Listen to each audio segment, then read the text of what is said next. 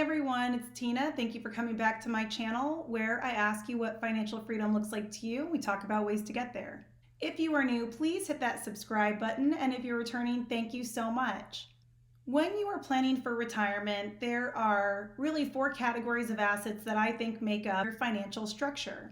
One is obviously cash. You need to make sure you have your emergency fund in place and you have cash on hand to deal with the day-to-day necessities of life. Next, you've got bonds. After that, stocks. And then lastly, real estate. I believe personally that you could very easily retire off of only having a stock and bond portfolio or even just a stock portfolio and be able to, with an appropriate amount of cash and emergency fund, handle any deviations in the market, a recession, etc. My husband and I, however, also feel that income producing real estate is a great fit for us. We came to this conclusion while we were still in our 20s. One of my husband's landlords, the landlord he had when we first started dating, is the person who really planted this seed in my husband. The man at the time had to be in his 50s. He owned the fourplex my husband was living in, along with several other properties in the Billings, Montana area. My husband was amazed by the fact that this man could run around town with his son in the middle of the day and take care of any of the repairs or handle any of the calls that came from his tenants. My husband wanted to know, how did you do this and what is your day job? And the man explained to him, well, this is one of multiple properties that I have, and frankly, I have most of my time to myself. I have a lot of time at my disposal, and whenever I have something come up with the property, I'm handy enough that I just go and maintain the property on my own. My husband fell in love with this idea, and while we didn't talk about it immediately when we were dating, not long after we got serious, my husband made it plain to me that he wants to be a landlord one day. And the more he spoke to me about it, the more I realized, you know what, this could work for us because I'm good with numbers, I'm good with the money side of things. I could help us figure out the right property to buy and do that analysis. My husband is very great at spending the time and the discipline to learn how to fix things, even that he's never fixed before, just by researching it, watching YouTube videos, and doing the repair work himself. He always astounds me on the things that he's able to fix and repair and make like new again. It didn't really seem like that big of a stretch for us that we would then purchase a rental property or an investment property at some point and then be the direct property managers of it. I have to admit, there is another story that I heard ages ago, and I believe it came from the Mr. Money Mustache blog. And in this blog, Mr. Money Mustache, who, for those of you who are not familiar, is a person who, with just a normal income, was able to work with his wife where they saved 75% of their income for a period of time, and both of them retired at the ripe old age of 30. They retired at 30 so that they could start a family. What they did ultimately was they minimized their expenses down to, I want to say it was like $36,000 or $37,000 a year. And then they ensured that off of that 75% of their income they saved in the prior years, that their returns off of their stocks and bonds and mutual funds returned at least $37,000 a year plus whatever they pay in tax. And then I think they had side hustles like this blog that brought in additional income. But for the most part, they were fully retired with, living predominantly off of passive income by the time they were 30. He tells the story of how one day he's mowing the yard at, the middle of the day on a Thursday, and he sees a guy down the way who's doing the same thing and doesn't really seem that old. So he walks over and sparks a conversation with this guy. And the man admits through the course of the dialogue, yeah, the reason I can mow my lawn in the middle of the day on a Thursday is because I am also retired, and I was able to retire because I own a 38-unit apartment building.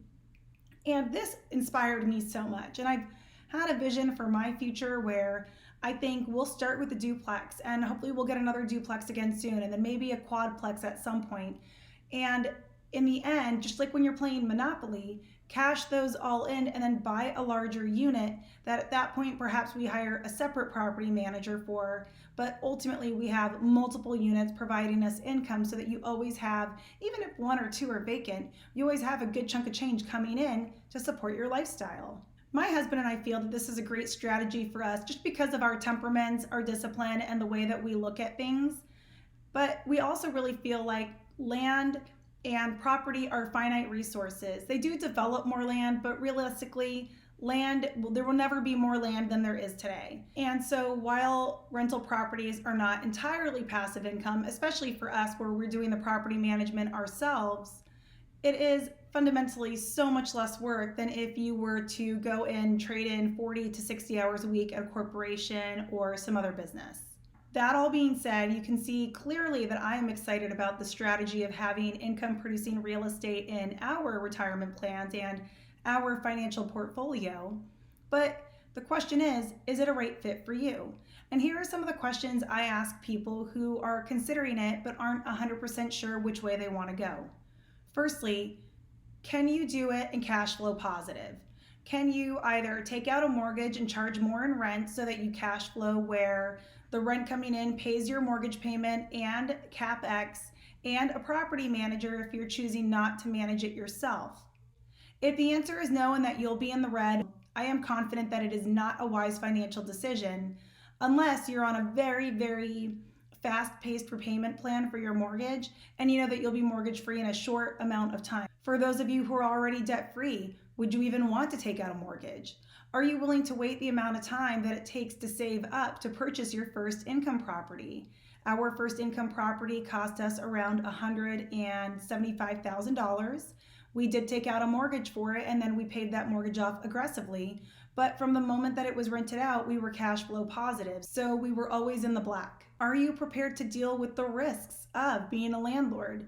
You've got the risk that could happen to the property. Somebody could damage the property. You've got the risks of tenants not being reliable, the stress of them not paying rent on time, especially if you're in a situation where you require the rent to come in ahead of your mortgage payment. It can be exceedingly stressful if your tenant does not pay rent on time, or heaven forbid you end up with a squatter. You really need to be aware of the laws for the state that you live in. Find out if you're in a landlord or a renter friendly state. Understand the process for evicting terrible tenants and know what the likelihood is of you being able to get back in control of your property within a timely manner. I mean, some places you have to give a short amount of notice, but other places you have to give 30 or 60 days. So that brings me to the next question. Do you have a lawyer? Have you engaged a lawyer to draft a lease that's in alignment with the laws for the state in which your rental property is? And do you have a lawyer that can walk you through the process for eviction or handling troublesome tenants? For example, dealing with small claims court or even a more aggressive court if the person does significant property damage. Are you comfortable with knowing that you might have to screen people that can still get through the screening process and could cause significant damage to your property? Are you comfortable with the idea that the property that you are renting out is going to be in the care of people that you really won't know other than going through a relatively brief screening process? Another thing that I would caution on is our first rental property. The one we have now is our first one that we purchased specifically as an investment property. But when we moved to Colorado from Minnesota, we were upside down in the house that we owned in Minnesota. So rather than take the loss immediately, we decided to rent it out for a couple of years until the market recovered. And then we sold the house. For those 2 years, we had tenants in there. Those tenants were very young and they had large dogs and they truly wrecked the house. It was so depressing and sad for me because this was my home. This was the first home we ever owned. It was the home we lived in when we got married. I had a lot of emotional connection to this physical place. So to have these tenants damage it was more than I could stomach at times. When we left Colorado, my husband asked me if I would be willing to rent out the home that we had there or sell it. For me, it made the most sense to sell it because we had so much equity in the property that we wanted to leverage that equity in other ways. But also, I knew from the experience of our first house that I was too emotionally connected to our home in Colorado. There was just no way that I would be okay with renting it out to somebody who would use it and abuse it. Speaking back about cash flowing, by the way, if people do abuse your property and you have to handle those repairs, can you afford to do that? Or will every single hiccup set you back and put you back in the red? And then lastly, how firm are you willing to be with tenants? How direct are you willing to be? Especially if you're managing the property on your own, sometimes you have to have really uncomfortable conversations. If you find out that they let family members move in and those family members aren't on the lease, Are you willing to confront them on that? If you find out that they've gotten a pet that they never reported to you and pets are prohibited in your property, are you ready to tell them they have to vacate? There can be some really difficult conversations that happen when you're dealing with the human element. And if you're dealing with a family that's, here's another great example. I'm sorry my rent is late, but I had XYZ medical emergencies, or my mother passed away and I had to travel out of state. It's very easy in those moments to want to be tender-hearted and let them not pay you or let them pay late. But if you do it once, you start to establish a pattern of behavior. This can turn bad quickly. So you really need to know whether or not you've got the resolve to make sure that you can be firm even in these difficult situations if you believe that's the right thing to do. All right, guys, I'm going to pretty well leave it at that. I just really wanted to post this video to frame up some of the other things you ought to be thinking about when you're considering a rental property as part of your financial strategy, because rental properties they have so many facets to them that you really ought to consider and understand whether or not it really is suitable for you, the kind of person you are, and what your lifestyle is like. That being said, if you have any questions for me, I'd be happy to address them. Please leave a comment below and I'll get back to them as soon as I can. You guys have a great day, and I'll see you in the next video.